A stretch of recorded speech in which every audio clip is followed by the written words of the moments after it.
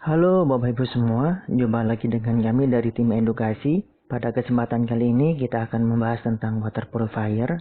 Air merupakan sumber kehidupan. Tanpa air, kita tidak akan bisa hidup karena air menjadi salah satu kebutuhan dasar hidup manusia. Siapapun dari golongan dan latar belakang apapun pasti butuh air. Begitu pula untuk kebutuhan tubuh kita. Untuk mengetahui pentingnya air bagi tubuh, mari kita simak video berikut. Air merupakan elemen utama yang dibutuhkan oleh manusia. Tubuh manusia terdiri dari 65% cairan dan membutuhkan kira-kira 2,5 liter air minum dalam sehari. Kekurangan air di dalam tubuh akan mengakibatkan gangguan pada otak, pencernaan, jantung, ginjal, dan kulit.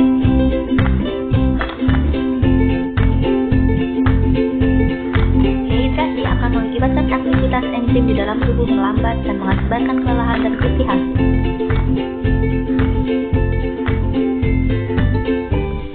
Dehidrasi mengganggu pembersihan racun melalui kulit, sehingga rentan terhadap penyakit radang kulit dan kerutan pada kulit.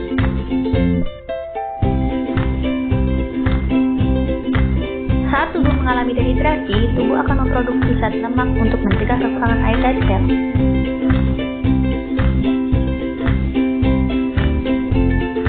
Dehidrasi mengakibatkan penimbunan racun dan limbah asam, yang akan membuat tempat untuk bakteri berkembang dan mengakibatkan ginjal untuk lebih rentan terhadap infeksi peradangan dan nyeri.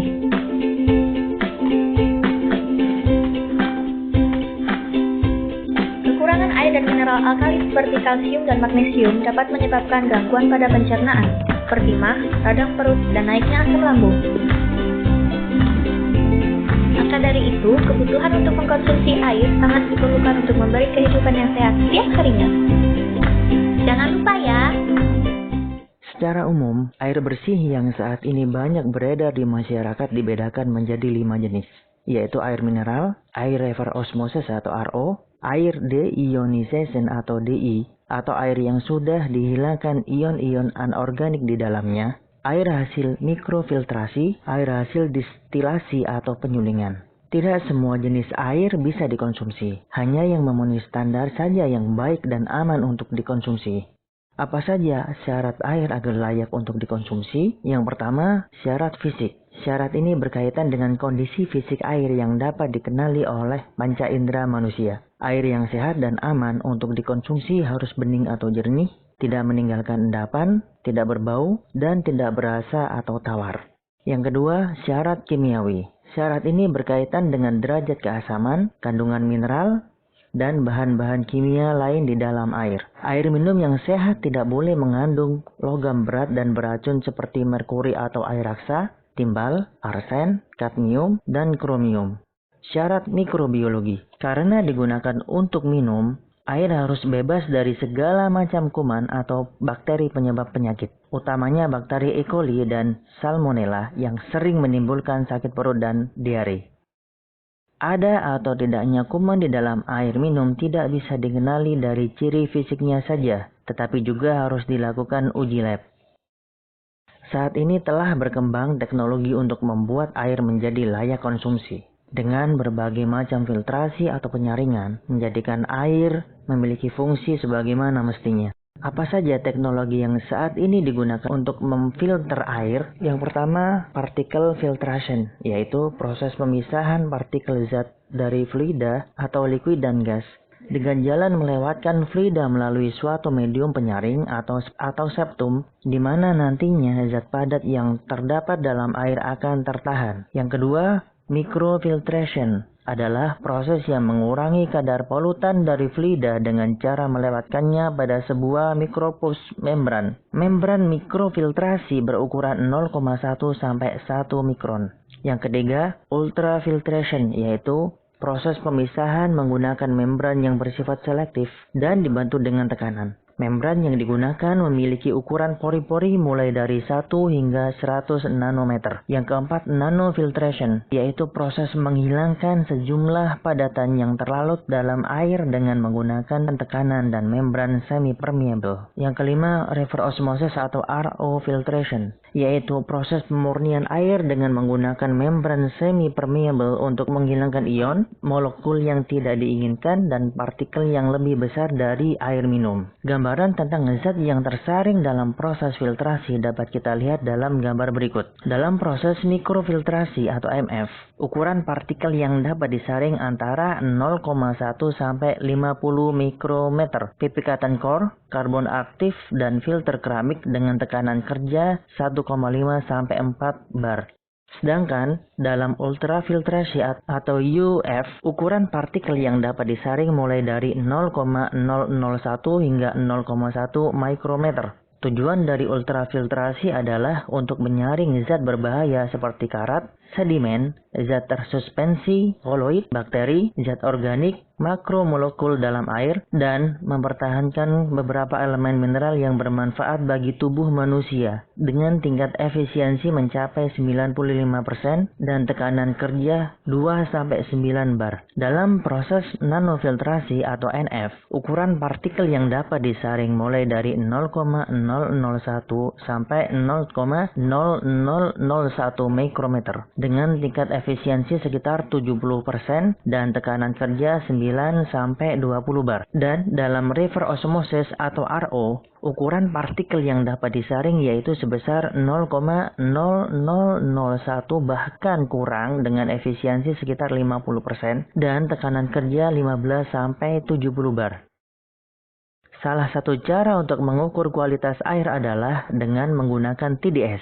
TDS kepanjangan dari Total Dissolved Solid, artinya jumlah padatan logam yang larut dalam air. Zat terlarut yang biasanya terdapat pada air antara lain natrium, magnesium, kalium, mangan, klorida, sulfat, nitrat, dan sebagainya. Idealnya, air reverse osmosis atau RO, air deionization, air microfiltration, distillation, dan yang setara dengan itu memiliki TDS kurang dari 50 ppm. Sedangkan air filtrasi karbon dan air pegunungan memiliki TDS antara 50-170 ppm. Untuk air kran, rata-rata memiliki hasil TDS yaitu antara 170-400 ppm. Semakin tinggi TDS, semakin banyak jumlah kandungan logam yang terlarut di dalam air. Teknologi filtrasi yang mutakhir tersebut ada dalam produk-produk KUI. Dalam memurnikan air, filtrasi reverse osmosis KUI menggunakan RO membran filter. Nanofiltration menggunakan jenis filter NF membran dan nanotrap, sedangkan ultrafiltration menggunakan jenis UF filter, sehingga air yang dihasilkan benar-benar murni. Untuk lebih jelasnya, mari kita bahas lebih detail tentang sistem filtrasi pemurni air produk KUI. Ketika tap water atau air kran masuk ke produk pemurni air KUI, maka akan melewati beberapa filter, diantaranya plus sedimen, prekarbon, RO membran, plus innocence, ultraviolet untuk produk jenis tertentu, dan terakhir antibakterial atau keramik. Filter plus sedimen berfungsi untuk menyaring partikel-partikel besar seperti lumpur, pasir, karat, dan sebagainya. Filter ini terbuat dari bahan polipropylen dan non-woven. Karena besarnya partikel-partikel yang terfilter, maka lifetime atau jangka waktu penggunaannya hanya 6 bulan. Filter prekarbon berfungsi untuk menghapus zat kimia yang terkandung dalam air, misalnya klorin. Filter ini terbuat dari karbon mesh atau batok kelapa dan memiliki jangka waktu penggunaan hingga 1 tahun. Filter nuisance merupakan penggabungan dari filter-filter plus sedimen dan prekarbon yang berfungsi untuk menghapus partikel-partikel besar seperti pasir, karat, dan lumpur, serta zat kimia misalnya klorin. Materialnya pun terdiri dari polietilen dan blok karbon atau batok kelapa. Filter ini memiliki jangka waktu penggunaan hingga 6 bulan.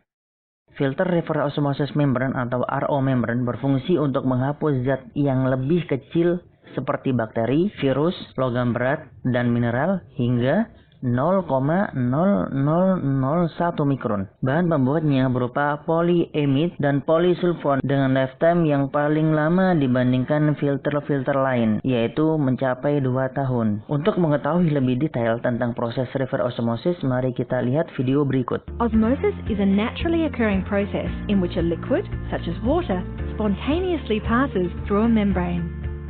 The membrane or semi-permeable barrier allows some molecules, like water, through, but other molecules, like the majority of salts, are unable to easily pass through the membrane structure. The flow of liquid through such a membrane occurs naturally to try and even out the salt concentrations between the two solutions. That is, a liquid flows from the less concentrated solution, such as fresh water, to a more concentrated solution, such as seawater. When the direction of liquid flow is reversed, it's called reverse osmosis.